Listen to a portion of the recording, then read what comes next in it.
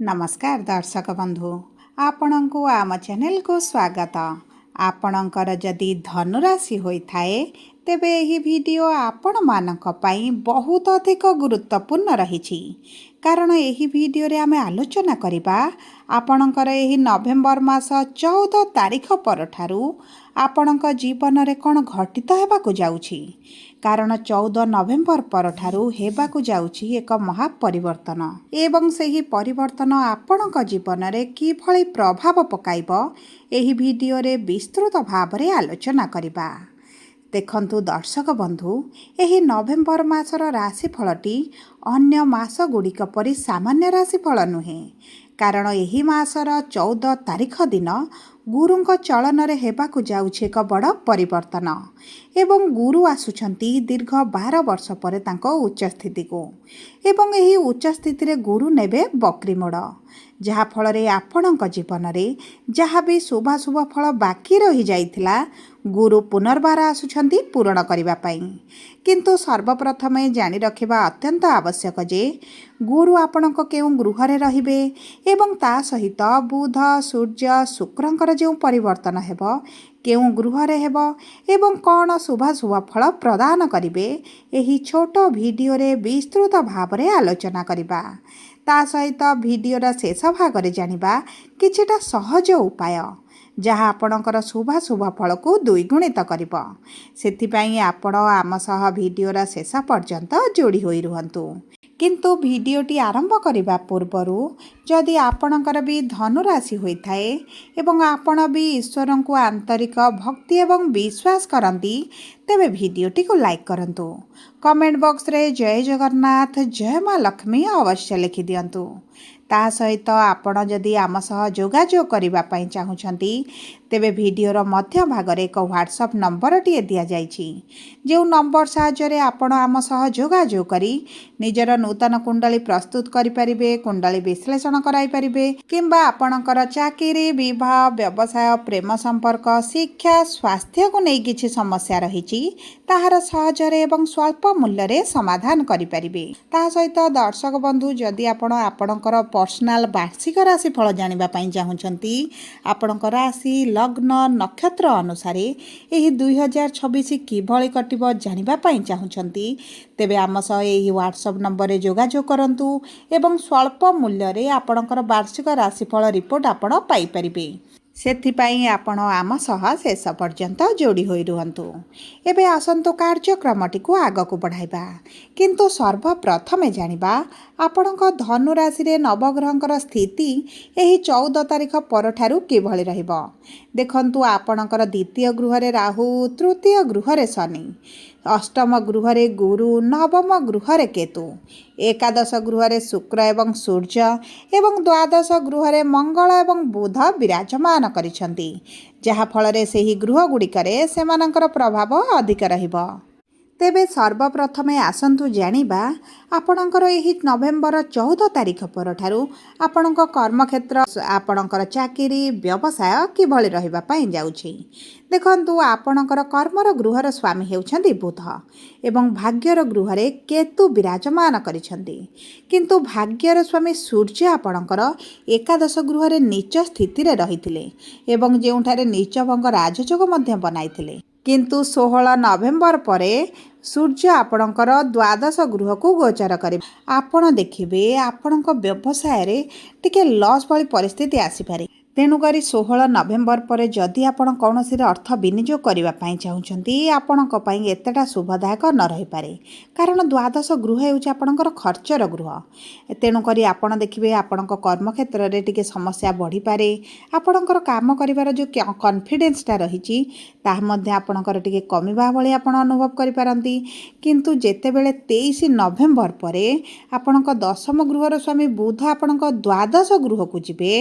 एवं सेठारे ସ୍ଥାନରେ ସୂର୍ଯ୍ୟଙ୍କ ସହିତ ବିରାଜମାନ କରିବେ ସେହି ସମୟରେ ଆପଣଙ୍କର ଧୀରେ ଧୀରେ ପରିବର୍ତ୍ତନ ଆସିବ। କିନ୍ତୁ ଆପଣ ମନେ ରଖନ୍ତୁ ଯେ ତରବର ହୋଇ କୌଣସି କାର୍ଯ୍ୟ କରିବେ ନାହିଁ ଏବଂ ତା ସହିତ ଆପଣଙ୍କ ବାଣୀରେ ଆପଣଙ୍କୁ ଟିକେ ଧ୍ୟାନ ଦେବାକୁ ପଡ଼ିବ, କାରଣ ବୁଧ ହେଉଛନ୍ତି ଆପଣଙ୍କ ବାଣୀର କାରକ ଗ୍ରହ।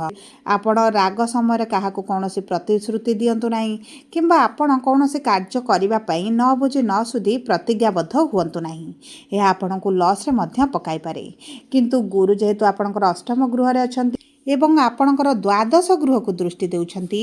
ଯେଉଁ ବ୍ୟକ୍ତିମାନେ ବିଦେଶ ଯିବାକୁ ଚାହୁଁଛନ୍ତି, ବିଦେଶରେ ରହିବା ପାଇଁ ଚାହୁଁଛନ୍ତି, ଚାକିରି ପାଇଁ ହେଉ କିମ୍ବା ଯେକୌଣସି କାର୍ଯ୍ୟ ପାଇଁ ହେଉ, ସେମାନଙ୍କର ଯାହା ବି ସମସ୍ୟା ରହିଥିଲା ତାହା ଦୂର ହୋଇଯିବ। ଆପଣଙ୍କ ବିଦେଶ ଯିବା ପାଇଁ ବହୁତ ଭଲ ଯୋଗ ବନୁଛି। ଏବଂ ଦେଖନ୍ତୁ, ଯଦି ଆପଣ ପୂର୍ବରୁ ବିଦେଶରେ ଅଛନ୍ତି ଏବଂ ସେଠାରେ ବ୍ୟବସାୟ କରୁଛନ୍ତି କିମ୍ବା ସେଠାରେ କୌଣସି ଆପଣଙ୍କର ଚାକିରି ଅଛି, ତେବେ ମଧ୍ୟ ସେହି କ୍ଷେତ୍ରରେ ଆପଣ ଶୁଭ ଫଳ ନିଶ୍ଚିତ ଭାବରେ ପ୍ରାପ୍ତ କରିବେ। କିନ୍ତୁ ଦେଖନ୍ତୁ, ଯଦି ଆପଣ ନୂତନ ଚାକିରିର ସନ୍ଧାନରେ ଅଛନ୍ତି, ନୂତନ ବ୍ୟବସାୟ ଆରମ୍ଭ କରିବା ପାଇଁ ଚାହୁଁଛନ୍ତି, ତାହା ଆପଣଙ୍କ ପାଇଁ ଶୁଭଦାୟକ ରହିବ। ଆପଣଙ୍କର ମନପସନ୍ଦର ଚାକିରି ଆପଣଙ୍କୁ ପ୍ରାପ୍ତ ହୋଇପାରେ, କାରଣ ଆପଣଙ୍କର ଦ୍ୱିତୀୟ ଗୃହ ଧନର ଗୃହକୁ ଦେବଗୁରୁ ବୃହସ୍ପତିଙ୍କର ସପ୍ତମ ଦୃଷ୍ଟି ରହିବ, ଯାହାଫଳରେ ଆପଣଙ୍କର ଚାକିରିରେ ପ୍ରମୋସନ୍ ହୋଇପାରେ, ସାଲାରୀରେ ଇନକ୍ରିମେଣ୍ଟ ହୋଇପାରେ କିମ୍ବା ଆପଣଙ୍କର କର୍ମକ୍ଷେତ୍ରରେ ଯେଉଁ ମାନ ସମ୍ମାନକୁ ହାନି କରାଯାଉଥିଲା, ଆପଣଙ୍କର ଶତ୍ରୁ ବୃଦ୍ଧି ହୋଇଥିଲେ ଏବଂ ଆପଣଙ୍କର ଛୋଟ ଛୋଟ ଭୁଲ ଗାଡ଼ି ଆପଣଙ୍କର ଯେଉଁ ବିରୋଧ କରାଯାଉଥିଲା, ଆପଣଙ୍କ ବିରୁଦ୍ଧରେ ଆପଣଙ୍କ ପଛପଟେ ଯେଉଁ ରାଜନୀତି ଚାଲିଥିଲା, ସେଥିରେ ବଡ଼ ପରିବର୍ତ୍ତନ ଆସିବ। ଆପଣଙ୍କ ମାନ ସମ୍ମାନ ବୃଦ୍ଧି ହେବା ସହିତ ଯଦି ଆପଣ ଚାକିରିରେ ପରିବର୍ତ୍ତନ କରିବା ପାଇଁ ଚାହୁଁଛନ୍ତି, ତେବେ ମଧ୍ୟ ଏହା ଆପଣଙ୍କ ପାଇଁ ବହୁତ ଅଧିକ ଶୁଭଦାୟକ ରହିବ। ତାହା ସହିତ ଦେଖନ୍ତୁ ଦର୍ଶକ ବନ୍ଧୁ, ଯଦି ଆପଣ ସରକାରୀ ଚାକିରି କରିବା ପାଇଁ ଚାହୁଁଛନ୍ତି କିମ୍ବା ସରକାରୀ ଚାକିରିରେ ଅଛନ୍ତି, ତେବେ ମଧ୍ୟ ଆପଣଙ୍କୁ ଶୁଭ ଫଳ ପ୍ରଦାନ କରିବେ। ଆପଣଙ୍କ ସରକାରୀ ଚାକିରିରେ ଯଦି ଆପଣଙ୍କର ସରକାରଙ୍କ ସ୍ତରରେ କୌଣସି ଅର୍ଥ ପେଣ୍ଡିଂ ରହିଛି, ଆପଣଙ୍କର ସାଲାରୀ ପେଣ୍ଡିଂ ରହିଛି, ତେବେ ମଧ୍ୟ ସେହି କ୍ଷେତ୍ରରେ ଆପଣଙ୍କୁ ଶୁଭ ଫଳ ପ୍ରାପ୍ତି ହେବ। ଯଦି ଆମେ ଦେଖିବା ଆପଣଙ୍କର ଆର୍ଥିକ ସ୍ଥିତିକୁ, ତେବେ ଅର୍ଥର ଗୃହର ସ୍ୱାମୀ ହେଉଛନ୍ତି ଶନି, ଯିଏ ଆପଣଙ୍କ ଚତୁର୍ଥ ଗୃହରେ କେନ୍ଦ୍ରରେ ବିରାଜମାନ କରିଛନ୍ତି। କିନ୍ତୁ ଆପଣଙ୍କର ଅର୍ଥର ଗୃହକୁ ଯେହେତୁ ଗୁରୁଙ୍କର ଦୃଷ୍ଟି ରହୁଛି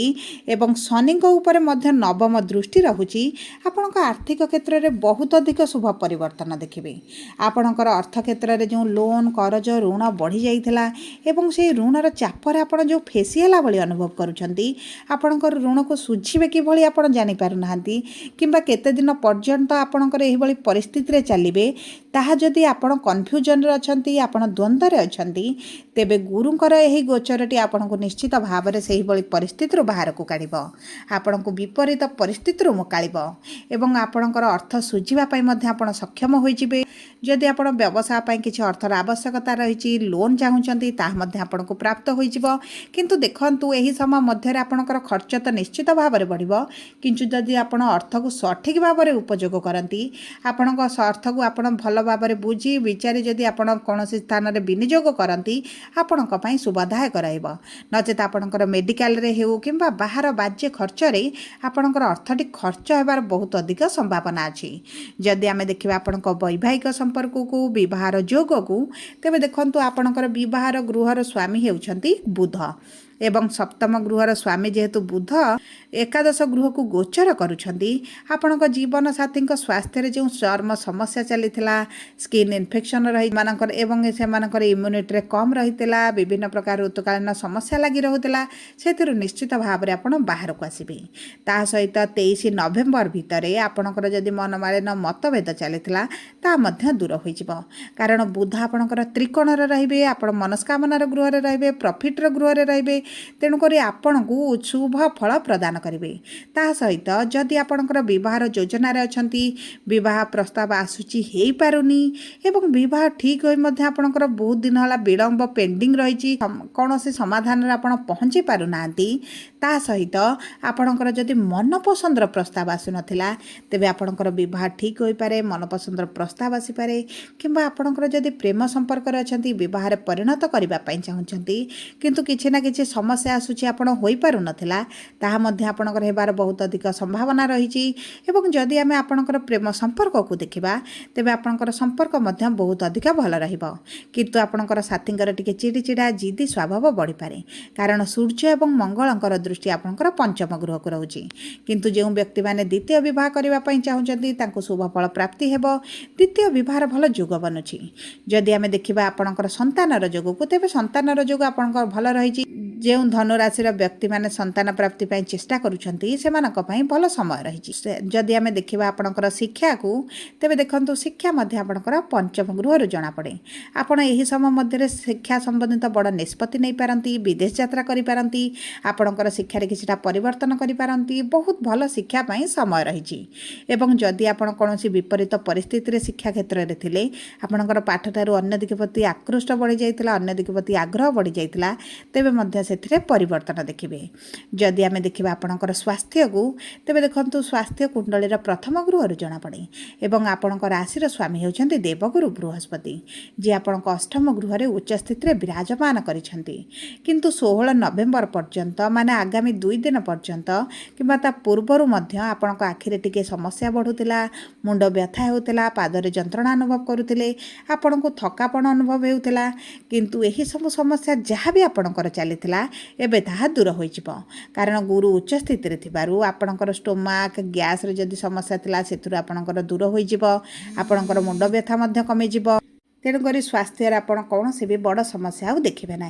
सबुपर शुभाशुभ फल को द्विगुणित करने आपणकर जेहेतु शनिकर अढ़ई चली शनिकर बीज मंत्र प्रतिदिन 108 थर पाठ करूँ हनुमान चालीसा पाठ करूँ सूर्यंकर बीज मंत्र जप करूँ एवं सूर्य को प्रतिदिन जल अर्पण करूँ ता सहित अधिक शुभाशुभ फल प्राप्ति गुरु जेहेतु आपणकर राशिंकर स्वामी गुरुंकर बीज मंत्र आपड़ निहाती भाव में पढ़ा आवश्यक जदि आपणकर धनुराशि होता है वीडियो किभली लगे कमेंट बॉक्स रे लिखि जणातु जदि आपणक प्रियजनकर धनुराशि होता है वीडियोटी तांको सह शेयर करंतु जदि प्रथम थर आम चैनल को आसिछंती चैनल टी को सब्सक्राइब करंतु पाखरे थिबा बेल आइकन को प्रेस करंतु धन्यवाद।